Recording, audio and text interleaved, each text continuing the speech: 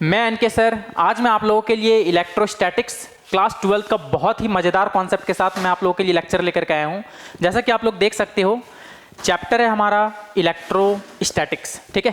तो इसको भी हम लोग बहुत ही शानदार वे में समझेंगे। अधिकतर लोग जो है इससे डरते हैं, कूलम्स लॉ वगैरह से डरते हैं, बट यार उसमें एक्सपेरिमेंट करना होता है। ये सभी चीज़ें जो हैं हम लोग जब तक एक्सपेरिमेंट नहीं करेंगे, मतलब फील नहीं लेंगे, तब तक जो है आप लोग को कोई भी चीज़ समझ में नहीं आएगा।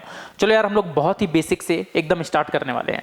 तो देखो, इलेक्ट्रोस्टैटिक्स जैसे कि नाम से ही आप लोगों को पता चल रहा होगा कि ये दो वर्ड से मिलकर के बना हुआ है, इलेक्ट्रो और स्टैटिक्स, ठीक है। इलेक्ट्रो मीन्स होता है चार्ज, बेसिकली इलेक्ट्रॉन, और स्टैटिक मीन्स रुका हुआ। अगर चार्जेस रुका हुआ है, रेस्ट में है, तो जब हम लोग उसके बारे में स्टडी करते हैं तो उसको बोलते हैं इलेक्ट्रोस्टैटिक्स। अब देखो यार, फिजिक्स का जो ब्रांच है ना, वो एक्चुअली में क्या है, फिजिक्स का जो ब्रांच है वो एक्चुअली में होता है इलेक्ट्रोमैग्नेटिज्म। क्या होता है? इलेक्ट्रोमैग्नेटिज्म, ठीक है। तो ये अपना होता है इलेक्ट्रोमैग्नेटिज्म, ठीक है। इलेक्ट्रोमैग्नेटिज्म में आप लोग ध्यान दोगे कि ये दो वर्ड से मिलकर के बना हुआ है। एक है अपना इलेक्ट्रो, ठीक है, इलेक्ट्रो, और दूसरा है मैग्नेटिज्म, ठीक है। तो मैग्नेटिज्म तो अपने में एक नया पार्ट है, समझ लो, मैग्नेटिज्म, ठीक है, मैग्नेटिज्म। तो देखो यार, सिंपल सा बात है, ये दो वर्ड जो है इलेक्ट्रो और मैग्नेटिज्म, हालांकि देखा जाए तो दोनों एक साथ होता है, लेकिन यार हम लोग पहले क्या करेंगे ना, अलग अलग पहले पढ़ लेंगे, उसके बाद हम लोग इसको कंबाइन करेंगे, ठीक है। तो दोनों इफेक्ट एक साथ होता है, ठीक है। तो चलो सिंपल सा बात अगर मैं बोलूँ तो इलेक्ट्रो मीन्स होता है चार्ज, बेसिकली इलेक्ट्रॉन, ठीक है। क्या होता है? चार्ज, ठीक है। तो चार्जेस के बारे में पढ़ना है यार, बेसिकली इलेक्ट्रॉन। चार्जेस हो सकता है कि रेस्ट में हो या फिर मोशन में हो, ठीक है। या तो ये रेस्ट में हो सकता है या फिर मोशन में हो सकता है, ठीक है। अब मोशन में होगा तो दो तरह से हो सकता है, या तो कांस्टेंट स्पीड से मूव कर रहा होगा या फिर वेरिएबल स्पीड होगा, मतलब वेलोसिटी कांस्टेंट होगा या फिर वेलोसिटी वेरिएबल होगा, ठीक है, वेरी कर रहा होगा। तो अगर रेस्ट होगा तो इसको हम लोग बोलते हैं इलेक्ट्रोस्टैटिक्स। इस ब्रांच को हम लोग क्या नाम देते हैं? इलेक्ट्रोस्टैटिक्स, ठीक है, इलेक्ट्रोस्टैटिक्स। अभी मैं इसको ब्रांच नहीं कर रहा हूं। जब मोशन में होता है चार्ज तो इसका भी दो पार्ट है, ठीक है। एक जब कांस्टेंट वेलोसिटी से मूव कर रहा हो चार्ज, या फिर वेरिएबल, इट मींस एक्सेलरेटेड हो, ठीक है। तो अभी मैं इसको लिख दे रहा हूं इलेक्ट्रोडायनेमिक्स। इस ब्रांच को क्या नाम देते हैं? इलेक्ट्रोडायनेमिक्स, है ना, जब चार्जेस मोशन में आए, ठीक है, इलेक्ट्रोडायनेमिक्स, ठीक है। चलो यार, ये ब्रांचिंग सबसे पहली बात तो आप लोग को पता होना चाहिए कि इलेक्ट्रोमैग्नेटिज्म है तो बेसिकली ये दो वर्ड से मिलकर के बना हुआ है, इलेक्ट्रो प्लस मैग्नेटिज्म, ठीक है। इलेक्ट्रो का मतलब होता है चार्ज, ठीक है। तो चार्ज कैसे आया यार, ये सब हम लोग थ्योरी के बारे में बात नहीं करेंगे। बेंजामिन फ्रैंकलिन, बहुत सारा साइंटिस्ट है, ठीक है, तो वो सब का अभी कोई काम का नहीं है, ठीक है। तो ये सब थ्योरी आप लोग डिस्क्रिप्शन से देख लेना, मैं डाल दूंगा, हालांकि उतना वो सब करने का जरूरत नहीं है। देखो, तो चार्जेस जब रेस्ट में होगा तो इसको हम लोग बोलते हैं इलेक्ट्रोस्टैटिक्स, और जब मोशन में होता है तो इसको नाम देते हैं इलेक्ट्रोडायनेमिक्स। और मैग्नेटिज्म अपने खुद में एक अलग सा पार्ट है वो, ठीक है। तो जब चार्ज मूव करता है तो उसमें करंट, इलेक्ट्रिसिटी प्रोड्यूस होता है, और इलेक्ट्रिक करंट प्रोड्यूस होने के साथ साथ मैग्नेटिज्म वाला भी इफेक्ट आता है, मतलब दोनों एक साथ होता है, ठीक है। ईएमडब्ल्यू में हम लोग बहुत ही बढ़िया तरीके से दोनों का कॉम्बिनेशन पढ़ेंगे, ठीक है, कि इलेक्ट्रोमैग्नेटिक वेव कहने का मतलब है इलेक्ट्रिक फील्ड वेक्टर, और मैग्नेटिक फील्ड वेक्टर परपेंडिकुलर होता है, ठीक है, और उसका प्रोजेक्शन उसके अलोंग होता है, ठीक है। तो ये बात आप लोग को मैं समझाऊंगा बहुत बेहतरीन तरीके से। चलो अभी हम लोग बात करते हैं। अब इतना तो बात आप लोग को समझ में आ गया होगा कि बेसिकली ये ओरिजिन है चार्जेस, मतलब चार्ज के बारे में आइडिया होना चाहिए, तभी हम लोग इस चैप्टर को जो है समझ पाएंगे और इसका फील ले पाएंगे, और जीवन में तो फील ही जरूरी है, ठीक है। चलो तो देखो, अगला हम लोग लेते हैं स्ट्रक्चर ऑफ एटम, ठीक है, क्योंकि एटम से ही यार सारा डेवलप हुआ है, देख सकते हो। तो एटम क्या होता है? Atom is the smallest particle of an element that retain the chemical properties of that element, है ना। तो उसमें जो है केमिकल प्रॉपर्टीज रिटेन होते हैं, ठीक है। अब कहने का मतलब आप लोग ये मत बोलना कि यार स्मॉलेस्ट पार्टिकल तो इलेक्ट्रॉन, प्रोटॉन उसका सब एटॉमिक पार्टिकल है, इवन क्वार्क्स भी आ गया है। तो देखो यार, अभी हम लोग बेसिक स्टार्ट कर रहे हैं, धीरे धीरे आप लोग ऐसा नहीं कि आधा अधूरा लेक्चर देखे और कमेंट करना शुरू कर देते हो, ठीक है। और सिंपल सा बात है, हर एक चीज को सीखने के लिए हम लोग को ये भी देखना पड़ता है कि कौन से क्लास का मतलब उसको वो बात समझ में आएगा या नहीं आएगा। एक मैं वीडियो भी बनाया था, ठीक है, जो 6 to 8 क्लास के लिए था। तो उसमें मैं बताया था कि एक्चुअली में जब एक मैग्नेट को अगर हम लोग ब्रेक कर देते हैं तो नॉर्थ साउथ को नॉर्थ साउथ को अलग क्यों नहीं कर सकते हैं, है ना, सेपरेट क्यों नहीं कर सकते हैं। तो बच्चे लोगों के लिए बनाया था। अब बहुत महारथी लोग जो है कमेंट कर रहे थे उसमें कि नहीं ये गलत बताएं आप, मतलब इससे हम संतुष्ट नहीं है आपके एक्सप्लेनेशन से। तो यार वो मुझे भी आता है, इलेक्ट्रॉन स्पिन अगर ये सब बताऊंगा तो 6 से 8 क्लास का बच्चा नहीं समझ पाएगा। तो ऐसा नहीं है कि आप दौड़ना डायरेक्टली स्टार्ट कर गए थे, ठीक है, पहले आप चले, गिरे, तो बहुत प्रैक्टिस किए, तब आप दौड़ना स्टार्ट किए हो। तो पहले बेसिक आइडिया जब तक हम लोग नहीं सीखेंगे तब तक जो है एडवांस तक नहीं जा सकते हैं, और वो शॉर्ट्स था सिर्फ 6 to 8 क्लास तक के लिए, ठीक है। तो ये सब कमेंट करने से पहले सोचना चाहिए, देखना चाहिए कि एक्चुअली में कौन सा क्लास का है, ठीक है, उसके बेसिस पर जो है डिफाइंड किया गया है, ठीक है। बाकी मुझे भी आता है कि इलेक्ट्रॉन स्पिन से जो है मैग्नेटिज्म होता है, कैसे उसका एक क्लॉकवाइज एंटी क्लॉकवाइज, ठीक है, वो समझाऊंगा तो 6 से 8 क्लास का बच्चा नहीं समझ पाएगा। चलो अभी हम लोग बात करते हैं, सिंपल सा बात है कि एटम में क्या क्या होता है। देखो एटम में सबसे पहली बात करूं तो बीच में जो होता है वो अपना न्यूक्लियस होता है। न्यूक्लियस में क्या कंटेन होता है, प्रोटॉन और न्यूट्रॉन, ठीक है, प्रोटॉन और न्यूट्रॉन। और जो सेल होता है, जो ऑर्बिट होता है, उसमें इलेक्ट्रॉन होते हैं। और बेसिकली आप लोगों को ये पता होगा कि प्रोटॉन में पॉजिटिव चार्ज होता है और इलेक्ट्रॉन में नेगेटिव चार्ज होता है, न्यूट्रॉन में कोई चार्ज नहीं होता है। रुको, ये बोलना गलत होगा, अब इसमें भी बहुत लोग महारथी लोग कमेंट करेंगे, ठीक है।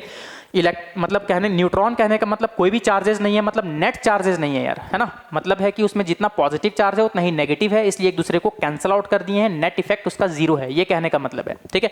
लेकिन सिखाने के लिए पहले थोड़ा सा यार बोलना पड़ता है, तो थोड़ा पूरा जब आप लोग लास्ट तक एकदम लेक्चर देखोगे तभी आप लोग को समझ में आएगा, और बीच में ही देख करके बोलोगे कि नहीं गलत पढ़ाया गया है, बट यार ऐसा नहीं है, ठीक है। हर एक चीज़ को पहले समझो कि सर क्या बताना चाह रहे हैं, क्या मीनिंग है उसका, ठीक है। तो धीरे धीरे हम लोग एडवांस की तरफ जा सकते हैं, एक ही बार में आपको बिल्डिंग में ले जा करके छोड़ नहीं देंगे, ठीक है। तो बिल्डिंग तक पहले पहुंचाना पड़ेगा ना, स्टेप बाय स्टेप, तभी आप लोग समझ पाओगे, उसके बाद आपको एडवांस तक ले जाया जाएगा।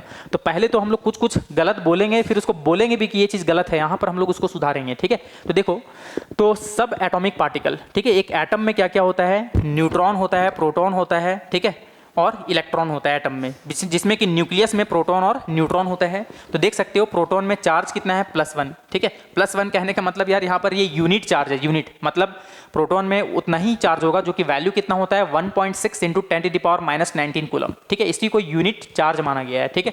इससे छोटा और कुछ भी नहीं होता है। रुको यार, क्वार्क्स सुन लेना, ठीक है, नॉलेज है अपने पास, लेकिन फिर भी बहुत लोग कमेंट कर देते हैं कि एक्चुअली में नहीं, ये नहीं बताया गया। देखो यार, 12th में जो जरूरी है वही चीज़ बताया जाएगा, ठीक है। अभी अचानक से अगर मैं PhD करवा दूं तो ये सही बात नहीं है, और आप लोग हैंग कर जाओगे, ठीक है। तो इसीलिए लोगों की बातों को छोड़ो, जो पढ़ाया जा रहा है, जो बेसिक जो हम लोग धीरे धीरे एडवांस की तरफ जाएंगे, उस पर फोकस करो, ठीक है। तो proton it means +1, it means unit charge है, जिसका वैल्यू होता है 1.6 × 10⁻⁻19 कूलम। न्यूट्रॉन में कोई चार्ज नहीं, मतलब न्यूट्रल। न्यूट्रल कहने का मतलब है उस एटम में जितना पॉजिटिव चार्ज है उतना ही नेगेटिव चार्ज है, नेट इफेक्ट उसका जीरो है, वो नेट वाला लिखा गया है, ठीक है, तभी न्यूट्रल बोला गया है। अब इसमें भी बहुत महारत लोग बोलेंगे नहीं आप गलत बताएं, न्यूट्रॉन में बोल रहे हैं कोई चार्जेस नहीं होता है, जबकि उसमें जितना पॉजिटिव उतना ही नेगेटिव होता है, ठीक है। तो इसलिए मैं धीरे धीरे जो है सब चीज़ एक्सप्लेन करूंगा, बस वेट करो। इलेक्ट्रॉन में नेगेटिव यानी -1, ठीक है, इट मीन्स 1.6 × 10⁻⁻19 कूलम, बट ये नेगेटिव चार्ज होता है, इसलिए इसको माइनस से रिप्रेजेंट किया गया है। अब मास देख सकते हो, ठीक है, आप लोग नोट कर लेना। तो mass of proton, mass of neutron, mass of electron, ये सब जो है आप लोग को याद होना चाहिए, ठीक है। चलो, तो एक एटम में पॉजिटिव चार्ज होता है और नेगेटिव चार्ज होता है, कुल मिलाकर के यही दो बात होता है, ठीक है। इसके अलावा और कोई चार्जेस नहीं होता है। पॉजिटिव चार्ज प्रोटॉन में होता है और नेगेटिव चार्ज इलेक्ट्रॉन में होता है। चलो अब हम लोग बात करते हैं नेक्स्ट, ठीक है। नेक्स्ट हम लोग बात करते हैं स्ट्रक्चर ऑफ एटम के बाद। देखो यार, अब मुझे एक नया स्लाइड लेना होगा, सिंपल सा बात समझ लो। तो देखा जाए तो देखो हम लोग को इसमें बेसिकली क्या पढ़ना है, ठीक है। देखो, तो दो तरह का चार्ज होता है, एक होता है अपना पॉजिटिव चार्ज, ठीक है, जो प्रोटॉन में होता है, और एक नेगेटिव चार्ज होता है, ठीक है, जो कि इलेक्ट्रॉन में होता है, जो सेल या ऑर्बिट में रिवॉल्व करते हैं। प्रोटॉन जो है न्यूक्लियस में फिक्स्ड होता है, ठीक है। अब देखो सिंपल सा बात आप लोग यहाँ पर समझ लो। देखो यार, कुल मिलाकर के दो चार्ज हैं। अब इसमें क्या क्या हो सकता है, देखो, या तो दोनों चार्जेस, देखो पॉजिटिव पॉजिटिव क्या होगा अगर एक साथ आ गया, या नेगेटिव नेगेटिव, या फिर पॉजिटिव नेगेटिव, या फिर नेगेटिव पॉजिटिव। देखा जाए तो ये 4 कॉम्बिनेशन दिख रहा होगा, लेकिन देखा जाए तो 2 ही कॉम्बिनेशन है। इसको हम लोग बोलते हैं लाइक चार्ज। क्या बोलते हैं? Like charge. और ये देखो अनलाइक है, मतलब दोनों डिफरेंट चार्ज है ना, तो इसको बोलेंगे अनलाइक चार्ज। क्या बोलेंगे? अनलाइक चार्ज, ठीक। अब सिंपल सा बात है, जिस तरह से भाई भाई में लड़ाई होता है, बहन बहन में लड़ाई होता है, ठीक है, बट भाई बहन में हमेशा प्यार होता है, ठीक है। तो ठीक उसी तरह से सेम नेचर वाले लोगों में हमेशा लड़ाई झगड़ा होता है, मतलब समझ लो कि दोनों दुश्मन के जैसा ट्रीट करते हैं, ठीक है। तो जब लाइक होगा ना तो वहाँ दुश्मनी निभाया जाएगा, दुश्मनी। अब बताओ यार, 2 दुश्मन कैसे रहते हैं?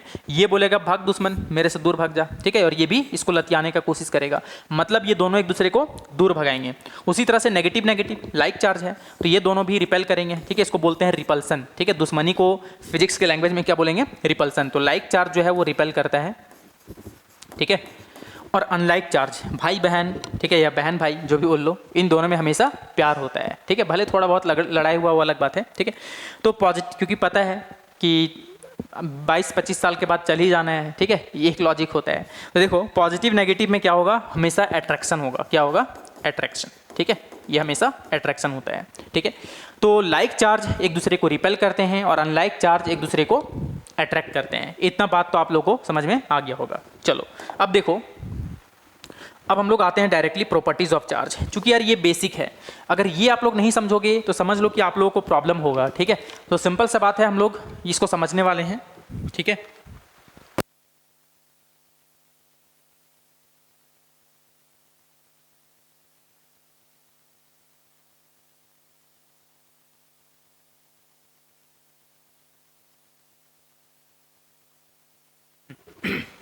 तो प्रॉपर्टीज ऑफ चार्ज क्या है, देखो सबसे पहले होता है, अभी जो पहला प्रॉपर्टी लिखा है, like charge repel and unlike charge attract each other, ठीक है, उसको नोट कर लोगे। फिर दूसरा देखो, क्वांटाइजेशन ऑफ चार्ज या क्वांटाइज्ड इन नेचर, ठीक है, नेचर में ये क्वांटाइज्ड होता है। बोले क्या, बोलने का मतलब क्या है, देखो एकदम आसान सा लैंग्वेज में मैं समझाता हूँ, ठीक है। क्वांटाइज्ड कहने का मतलब ये है, चलो एक एग्जांपल लेते हैं, ठीक है। सपोज करो कि आप लोग एक चच्चा का दुकान गए, ठीक है, आप लोग को पता है कि कुरकुरे का पैकेट जो है मिनिमम 3 रुपए का आता है, तो चच्चा तो यही उम्मीद लगा के रखेंगे, अगर आप लोग बोले कि चचा मुझे कुरकुरे चाहिए, तो बस वो तो खुश हो गए हैं, है ना, कि आज कितना पैकेट का बिक्री होने वाला है, ठीक है। क्योंकि एक पैकेट को यूनिट मान रहे हैं वो, मुझे पता है कि उसी का मल्टीपल में देंगे वो, 1 2 4 5 उसी का इंटीग्रल मल्टीपल में देंगे।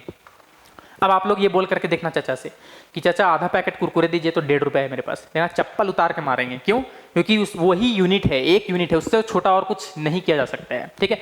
तो जब भी मुझे किसी एटम से इलेक्ट्रॉन को निकालना होगा या फिर इलेक्ट्रॉन देना होगा, तो मैं 1 इलेक्ट्रॉन, 2 इलेक्ट्रॉन, 3 इलेक्ट्रॉन, 50 इलेक्ट्रॉन, करोड़ों इलेक्ट्रॉन इंटीग्रल मल्टीपल में दे सकता हूं या फिर उससे निकाल सकता हूं।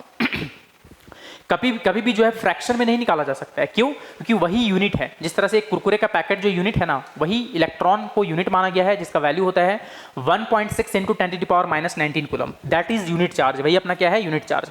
तो according to which all charges in universe is integral multiple of 1.602 into 10⁻⁻19 coulomb, that is unit charge, ठीक है। तो एक इलेक्ट्रॉन को यूनिट नेगेटिव चार्ज बोला गया है और प्रोटॉन को यूनिट पॉजिटिव चार्ज बोला गया है। ये बात तो आप लोग को समझ में आया होगा कि एक एटम से मैं क्वांटाइज्ड नेचर में ही इलेक्ट्रॉन को निकाल सकता हूं या फिर दे सकता हूं। इट मींस 1 इलेक्ट्रॉन, 2 इलेक्ट्रॉन, मतलब इलेक्ट्रॉन का ही मल्टीपल हो सकता है, ठीक है। तो इसका फॉर्मूला शायद लिखा हुआ नहीं है, हाँ लिखा हुआ है, देख लो यार, Q equals two plus minus any, देख लो Q is equal two plus minus any, यहाँ पर लिखा हुआ है, मैं थोड़ा डार्क कर देता हूँ, प्लस माइनस एनी लिखा हुआ है, ठीक है, ये अपना Q है, चार्ज है, ठीक है। तो Q equals two plus minus any. अब देखो यार, यहाँ दोनों दिखाया गया है, अगर प्लस माइनस अगर आप दोनों दिखाए हो तो n को आपको, ठीक है, होल नंबर लेना होगा, क्या लेना होगा, होल नंबर। अगर यहाँ पर अगर माइनस आप नहीं दिखाए हो, सिर्फ प्लस दिखाए हो, तो वहां पर जो है आप लोग को n जो है इंटीजर लिखना पड़ेगा, क्यों, क्योंकि नेगेटिव पॉजिटिव दोनों होता है, ठीक है। तो उसके बेसिस पर आपको डिफाइन करना होगा। तो जैसे कि देख सकते हो, ठीक है, यहाँ पर प्लस माइनस में दोनों लिया हूँ, ठीक है। तो यहाँ पर n 0 1 2 3 4 या उस एटम से मान लो सपोज दैट कोई भी चार्जेस नहीं निकाले हैं तो 0 चार्ज, ठीक है, या 1 2 3 4 5 इस तरह से हो सकता है, ठीक है। वेयर Q क्या है, यहाँ पर चार्ज है, n क्या है, एनी इंटीजर, कोई भी इंटीजर हो सकता है। अब देखो यार, यहाँ पर गलत कर दिया ये, क्योंकि यहाँ नेगेटिव भी दिखा रहा है और बोल रहा है इंटीजर भी, छोड़ दो, नेगेटिव मत दिखाना आप लोग, ठीक है। तो यहाँ पर n कोई भी इंटीजर हो सकता है। इलेक्ट्रॉन होगा 1.602 × 10⁻⁻19 कूलम, ठीक है। हालांकि आप लोग बोलोगे नहीं सर प्लस माइनस भी दिखा सकते हैं और इंटीजर भी लिख देंगे तो कोई बुराई नहीं है, क्यों, क्योंकि जब माइनस डालेंगे तो माइनस वाला प्लस हो जाएगा, प्लस वाला माइनस हो जाएगा, ठीक है। तो कहने का मतलब एक ही ना आएगा। तो यार उतना बेवकूफ़ी क्यों बनना, उतना बेवकूफ़ बनना तो है नहीं, ठीक है। तो उतना लिख के एग्जामिनर को भी आप कंफ्यूज करोगे, ठीक है। इसीलिए जो है सिर्फ अगर प्लस एन ही लिख रहे हो तो वहां पर एन को इंटीजर मानना होगा। चलो सिंपल से बात है ये, देखो। अब देखो दूसरा बात है, ठीक है, दूसरा बात यह है यार कंजर्वेटिव, दूसरा वाला ये है, देखो एडिटिव इन नेचर, ठीक है। कहने का मतलब ये है, देखो दो तरह का सम होता है, एक होता है अलजेब्रिक सम और एक होता है वेक्टर सम, ठीक है। क्या होता है, अलजेब्रिक सम और एक होता है वेक्टर सम। तो सिंपल सा बात है, अगर मेरे पास एक बॉडी है और उस बॉडी में अलग अलग आर्म में अगर बहुत सारा चार्जेस है, जैसे कि देख सकते हो यहाँ इस कॉर्नर में +10 है, देख सकते हो यहाँ पर +4 है, यहाँ +4 है, यहाँ -2 है, यहाँ पर +6 है। तो अगर मुझे इसका इस बॉडी का अगर नेट चार्ज निकालना है तो सिंपली मैं वहाँ पर अलजेब्रिक सम करूंगा, देख लो। प्लस वाला को प्लस में ही लेना है और माइनस वाला को माइनस में ही लेना है, तो टोटल कितना आ रहा है 22 कूलम। ये आप लोग एक बार देख लेना कैलकुलेशन करके, अब नहीं तो यार इसमें भी आप लोग बोलोगे कि यार गलत पढ़ा दिए, ठीक है, तो एडिशन वगैरह आप लोग देख लेना खुद से। चलो अब देखो third number, conservative in nature. देखो यार इसको समझना बहुत जरूरी है। कंजर्वेटिव इन नेचर कहने का मतलब है चार्जेस जो है ऑलवेज कंजर्व्ड रहते हैं। कंजर्व्ड कहने का मतलब है चार्ज को ना ही क्रिएट किया जा सकता है ना ही डिस्ट्रॉय किया जा सकता है, ओनली ट्रांसफर किया जा सकता है एक बॉडी से दूसरे बॉडी में, ठीक है। बट जितना मेरे पास आइसोलेटेड सिस्टम है, उस आइसोलेटेड सिस्टम में चार्ज हमेशा के लिए कंजर्व्ड रहेगा, वो चेंज नहीं होगा। चलो आसान लैंग्वेज में हम लोग इसको समझते हैं। देखो अगर मैं बोलूँ, समझना बात को, ठीक है, सपोज करो कि एक कमरा है, ठीक है, एक कमरा है, यहाँ पर मान लिया जाए 5 स्टूडेंट है, ठीक है, कितना है 5 स्टूडेंट है। अगर मैं इसको जहाँ तक लेन देन हो रहा है, जहाँ तक लेन देन हो रहा है वहाँ तक आप लोगों को आइसोलेटेड सिस्टम मानना पड़ेगा। अगर ये मान लो किसी को लेन देन चुपके से अगर बाहर दे दिया तो उसको भी इस घेरा में घेरना होगा, इट मीन्स इसको भी एक आइसोलेटेड सिस्टम में मानना होगा, ठीक है।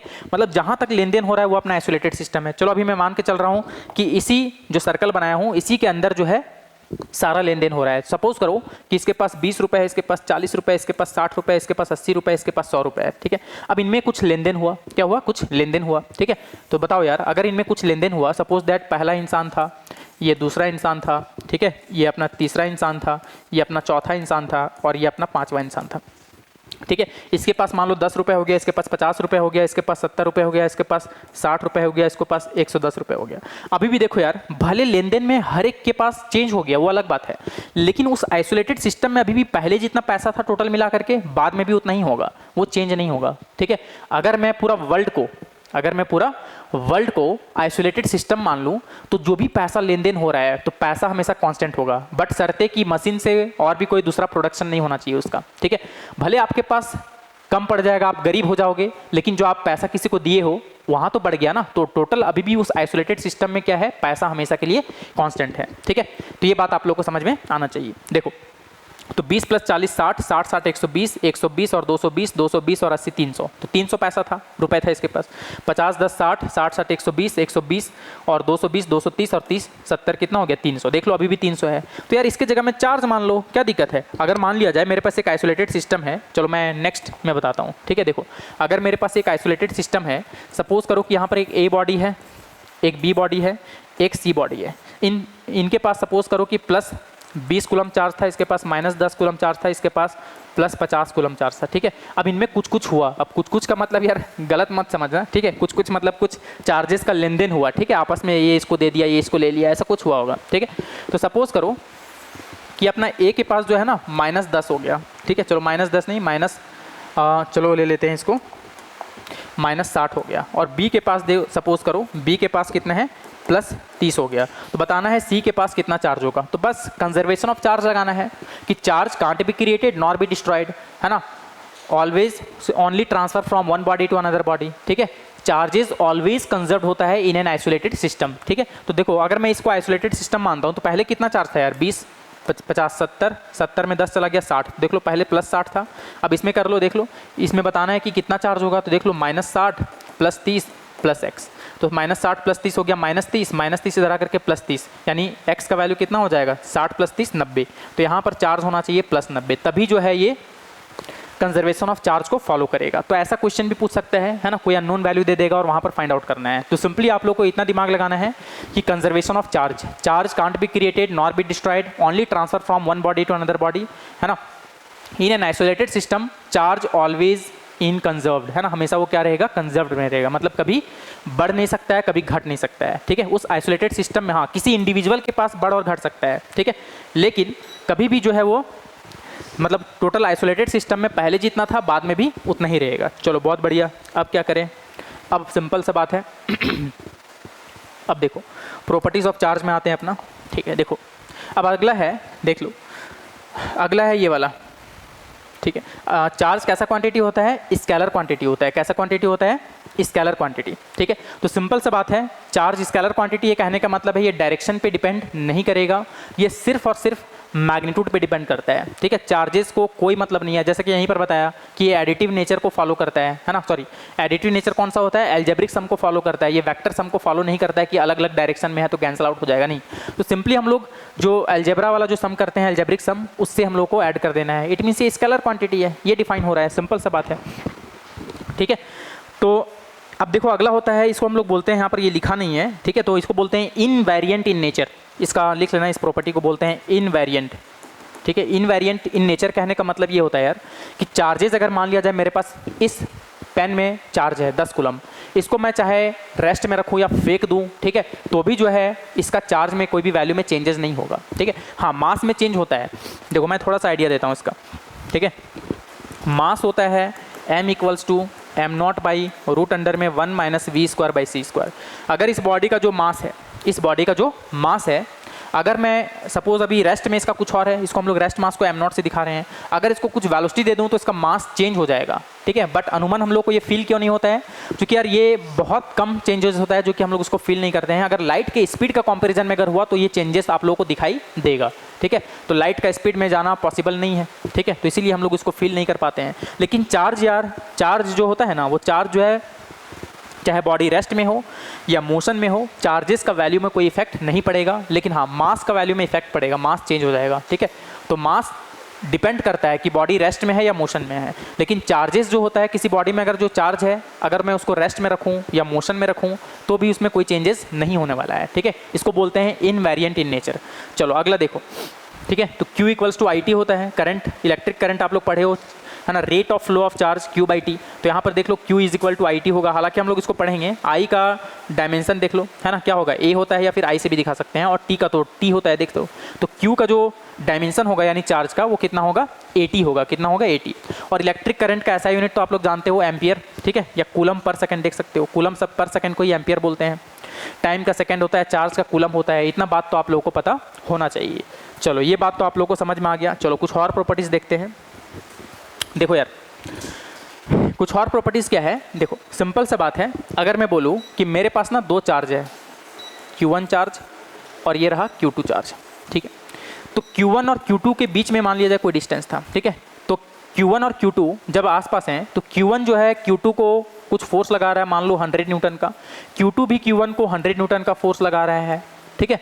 लेकिन अगर मान लो Q1 की जिंदगी में या जीवन में कोई तीसरा चार्ज पार्टिकल आ जाए, ठीक है, तीसरा चार्ज पार्टिकल आ जाए, तो ये क्या करेगा, ये इसको भी फोर्स लगाएगा, मान लो 50 न्यूटन से, ये भी इसको 50 न्यूटन से। बट इन दोनों में कोई फर्क नहीं पड़ेगा, जितना पहले इन दोनों में फोर्स लग रहा था वो उतना ही रहेगा, ठीक है। बट रियल लाइफ में ऐसा नहीं होता है, ठीक है, रियल लाइफ में ऐसा नहीं होता है। अगर 2 दोस्त हैं, ठीक है, एक दोस्त, दोनों दोस्त जो है डिसाइड किए कि शाम में हम लोग मिलेंगे, और वो सपोज दैट दोनों 5-5 समोसा दोनों मिल करके खाते हैं, है ना, 5-5 समोसा। अब मान लो किसी एक का दोस्ती किसी तीसरे से हो गया, तो अब वहाँ समोसा में कटौती हो जाएगा, 3 उधर खिलाएगा, 2 इसको खिलाएगा, या 2 इसको खिलाएगा, ठीक है, या 3 इधर खिलाएगा, मतलब समझ लो वहाँ से कटौती हो जाएगा। बट रियल लाइफ में ऐसा होता है, बट चार्जेस की दुनिया में ऐसा नहीं होता है, ठीक है। तो force between 2 charge particle is independent of any other charge particle. अगर 2 चार्ज पार्टिकल के बीच में पहले से ही कोई फोर्स लग रहा है, अगर किसी के जीवन में तीसरा फोर्स आ गया, ठीक है, कि तीसरा चार्ज पार्टिकल आ गया और उसके वजह से कोई फोर्स लग रहा है उस पर, तो उन दोनों में जो फोर्स लग रहा था उसमें कोई इफेक्ट नहीं आएगा। हाँ, इंडिविजुअली इसमें चेंज हो जाएगा। देखो पहले इस पर 100 से खींच रहा था, 50 से ये खींच रहा है, तो नेट इस पर जो है 85 लगेगा, लेकिन ये यार उतना ही ना लगा रहा है, ठीक है। और रियल लाइफ में ये भी है, अगर किसी को पता चल गया कि हाँ मेरे अलावा भी कोई जीवन में दूसरा कोई है उसके लाइफ में, ठीक है, तो बस चप्पल पड़ने वाला है। बट यहाँ पर चार्जेस को दुनिया में कोई फर्क नहीं पड़ता है। तो इसको हम लोग लिखेंगे, ठीक है, आप लोग लिख लो लैंग्वेज, है ना। Interaction force between 2 charge particle is independent of any other charge particle. मतलब 2 चार्ज पार्टिकल में जो इंट्रैक्शन फोर्स है, ठीक है, चाहे वो अट्रैक्टिव भी हो सकता है, रिपल्सिव भी हो सकता है, किसी तीसरे चार्ज पार्टिकल से वो इंटरडिपेंडेंट होगा, मतलब उस पर डिपेंड नहीं करेगा, ठीक है। चलो अब हम लोग बात करते हैं दूसरा, repulsion is the best test in charging, है ना। अगर सपोज करो कि मेरे पास एक कोई चार्ज है, मान लो एक बॉडी है जिसमें 5 कूलम का चार्ज है, ठीक। अगर मैं बोलूँ कि बताओ, आप लोग को बोल रहा हूँ कि बी बॉडी में बताओ ये चार्ज है कि नहीं है, बी बॉडी में बताओ ये चार्ज है या नहीं है, तो आप लोग को पता है कि मेरे पास एक 5 कूलम का चार्ज है बॉडी में, वो मुझे पता है। अगर मैं इसके सामने ले आऊँ, हो सकता है ये बॉडी अट्रैक्ट करे या हो सकता है रिपेल करे। तो अट्रैक्शन को हम लोग बेस्ट टेस्ट नहीं मानेंगे। क्यों नहीं मानेंगे? देखो, अट्रैक्शन यार हो सकता है कि चार्जिंग बाय इंडक्शन की वजह से इसमें नेगेटिव चार्ज डेवलप हो गया होगा और उसकी वजह से अट्रैक्शन हो रहा होगा। हो सकता है ये बॉडी पहले से न्यूट्रल हो, लेकिन रिपल्सन जो होगा ना वो बेस्ट टेस्ट माना जाता है चार्जिंग की दुनिया में, है ना। वो हमेशा फिक्स है कि हाँ उस बॉडी में चार्ज होगा, ठीक है। बेस्ट टेस्ट माना जाता है रिपल्सन को, ठीक है। अट्रैक्शन को इसलिए नहीं मानते हैं क्योंकि हो सकता है वो न्यूट्रल बॉडी को भी अपनी तरफ अट्रैक्ट कर ले, ठीक है, चार्जिंग बाई इंडक्शन से। चलो अब देखो, किसी बॉडी में, है ना, मास, अगर किसी बॉडी में मास है, ठीक है, तो ये नहीं कह सकते हैं कि उसमें चार्ज भी है, ठीक है। लेकिन हाँ, किसी बॉडी में चार्ज है तो उसमें गारंटी है कि मास होगा ही होगा, ठीक है। It means mass can exist without charge but charge can not exist without mass, ठीक है। मास जो है, ठीक है, एग्जिस्ट कर सकता है बिना चार्ज का, लेकिन चार्ज जो है बिना मास का एग्जिस्ट नहीं कर सकता है, ठीक है। अगर उस पर चार्ज है, यार इलेक्ट्रॉन में भी मास होता है, प्रोटॉन में भी मास होता है, ठीक है, तो गारंटी है कि अगर किसी बॉडी में चार्ज है तो गारंटी है कि उसमें मास भी होगा। लेकिन अगर मैं बोल रहा हूँ कि किसी बॉडी में मास है तो गारंटी के साथ नहीं कहा जा सकता है कि उसमें चार्ज है भी या नहीं है, हो सकता है वो न्यूट्रल बॉडी हो, ठीक है। चलो बहुत बढ़िया, अब क्या करें, अब देखो यार प्रॉपर्टीज ऑफ चार्ज हो गया। अब हम लोग पढ़ेंगे मेथड्स ऑफ चार्जिंग। अब देखो, किसी भी बॉडी को चार्ज करने का क्या क्या मेथड्स होते हैं, ठीक है, इन सभी मेथड्स को हम लोग देखने वाले हैं, ठीक है। चलो सिंपल सा बात है कि कौन कौन सा मेथड्स होते हैं। देखो, तो अपने पास 3 मेथड है ना, charging by conduction, charging by friction और चार्जिंग बाय इंडक्शन। पहले हम लोग इंडक्शन पढ़ेंगे। देखो, चार्जिंग बाय कंडक्शन पढ़ेंगे, फिर चार्जिंग बाय इंडक्शन, फिर चार्जिंग बाय फ्रिक्शन। तो ये मेथड होते हैं चार्ज करने का किसी बॉडी को। चलो हम लोग समझते हैं एक-एक करके। देखो, ठीक है, तो पहला है अपना चार्जिंग बाय कंडक्शन। देखो लैंग्वेज यार भर भर के लिखा हुआ है, ठीक है, तो मैं समझा देता हूँ, आप लोग को एकदम फील के साथ समझ में आ जाएगा। देखना, सिंपल सा बात है। चार्जिंग बाय कंडक्शन में होता क्या है, देखो, एक पहला बात देखो, स्टेप वाइज समझना आप लोग। न्यूट्रल कंडक्टर है अपने पास, यार न्यूट्रल का मतलब जितना पॉजिटिव उतना ही नेगेटिव, ठीक है, मतलब इस पे नेट चार्ज 0 है। अब अप्रोच कर रहा हूँ किसी नेगेटिवली चार्ज ऑब्जेक्ट से, ठीक है, मेरे पास एक, देख लो, एक रॉड है या फिर समझ लो कि कुछ भी हो, समझ लो कि एक मैटर है जिसमें एक नेगेटिवली चार्ज है, ठीक है, क्या है, नेगेटिवली चार्ज।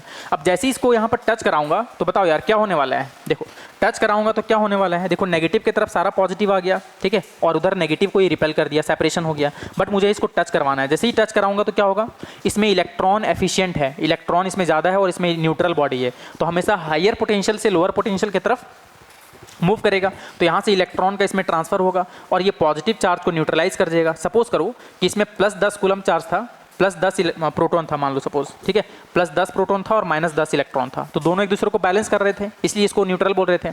अब मान लो 2 इलेक्ट्रॉन इससे ट्रांसफर हो गया, तो 10 प्रोटॉन को 2 इलेक्ट्रॉन न्यूट्रलाइज कर देगा, मतलब यहाँ 12 इलेक्ट्रॉन हो गया यार, और प्रोटॉन तो 10 से है। तो बताओ, प्रोटॉन 10 प्रोटॉन में 12 इलेक्ट्रॉन है, तो मतलब इलेक्ट्रॉन का संख्या ज़्यादा हो गया, इट मीन्स ये अब नेगेटिवली चार्ज हो गया, देख सकते हो, है ना, क्या हो गया, नेगेटिवली चार्ज। अच्छा, अब यहाँ पर बहुत लोग पूछेंगे कि सर चार्जेस का फ्लो कब तक होगा, अगर मटेरियल सेम, ठीक है, साइज सेम, शेप सेम, ठीक है, तो समझ जाना कि एक्चुअली में चार्जेस हाफ हाफ में डिस्ट्रीब्यूशन होगा। लेकिन सिंपल सा तरीका है, जब तक फ्लो होगा, जब तक कि दोनों का पोटेंशियल सेम ना हो जाए, इट मीन्स दोनों का पोटेंशियल डिफरेंस 0 ना हो जाए, ठीक है, तब तक जो है चार्ज का फ्लो होता है।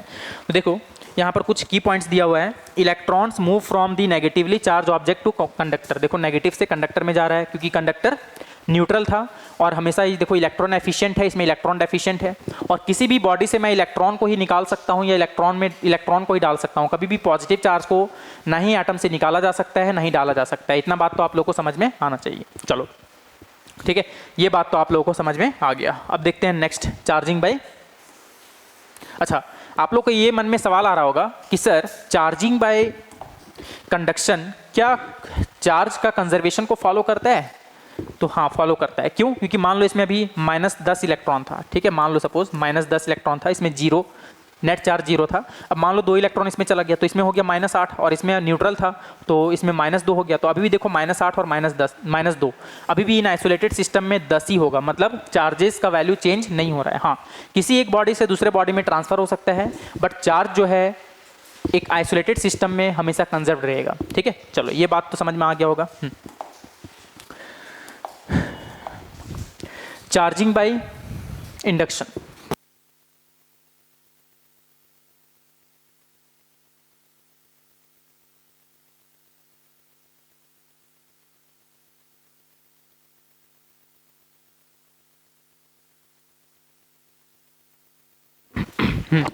चार्जिंग बाय इंडक्शन, इसमें क्या होता है, देखो एक न्यूट्रल कंडक्टर होगा, ठीक है, न्यूट्रल कंडक्टर होगा, और एक मेरे पास कोई चार्ज बॉडी होगा। जैसे कि देख सकते हो यहाँ पर एक पॉजिटिवली चार्ज बॉडी है, इसको हम लोग टच नहीं करवाएंगे, तो बस पैरेलली थोड़ा दूर जा करके शिफ्ट करवा देंगे। इससे क्या होगा, इसकी वजह से सारा नेगेटिव चार्ज दौड़ते हुए इसके पास आएंगे, ठीक है।